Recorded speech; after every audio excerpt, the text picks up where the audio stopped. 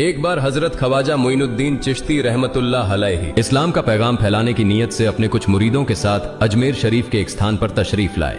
जिस मुकाम पर हजरत ख्वाजा मोइनुद्दीन चिश्ती रहमतुल्लाह अलैहि ने कयाम किया, वहां के करीब ही एक बड़ा तालाब था जिसे स्थानीय हिंदू लोग अनासागर कहते थे। उस दौर में इस तालाब की वसात और पवित्रता के कारण हिंदू समाज में इसका बहुत एहतराम किया जाता था। उनका यह अकीदा था कि जो शख्स दिन भर गुनाह करने के बाद इस तालाब में गौस्ल करता है, उसके तमाम गुनाह धुल जाते हैं। इसी वजह से वे इस तालाब को हमेशा दियों से सजाए रखते थे। कहा जाता है कि इस तालाब में हर रात दिए जलाने के लिए तकरीबन 3 मन तेल की जरूरत होती थी। तालाब की पवित्रता के कारण वहां सभी हिंदुओं को दाखिल होने की इजाजत नहीं थी। सिर्फ आला तबके के ब्राह्मण ही वहां गौस्ल कर सकते थे और तालाब के पानी को छू सकते थे। उनका यह मानना था कि अगर ब्राह्मणों के अलावा कोई और तालाब के पानी को छू ले तो पानी नापाक हो जाएगा। हजरत ख्वाजा मोइनुद्दीन चिश्ती रहमतुल्लाह अलैहि और उनके मुरीद लंबे सफर से थके हुए थे।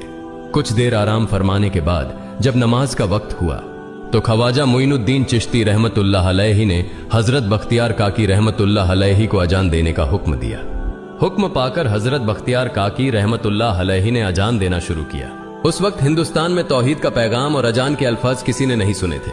जब लोगों ने पहली बार अजान के अल्फाज सुने तो उनके दरमियान हलचल मच गई। लोग अपने घरों से बाहर आकर एक दूसरे से कहने लगे, ये फकीर लोग कहां से आ गए और ये क्या पढ़ रहे हैं। अजान खत्म होने के बाद हजरत ख्वाजा मोइनुद्दीन चिश्ती रहमतुल्लाह अलैहि और उनके साथियों ने अनासागर तालाब पर जाकर वुजू करना शुरू किया।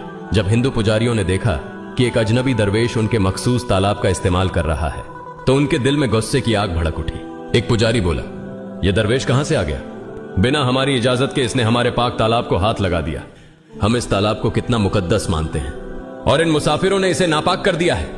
इसका कोई हल निकालना ही होगा। इसके बाद हजरत ख्वाजा मोइनुद्दीन चिश्ती रहमतुल्लाह अलैहि ने तमाम साथियों के साथ मिलकर जमात के साथ नमाज अदा की। लोग ये मंजर देखने लगे और कहने लगे, ये तो कोई अजीब फकीर है।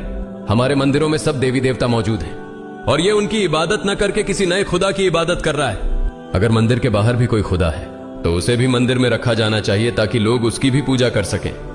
शाम ढलने लगी।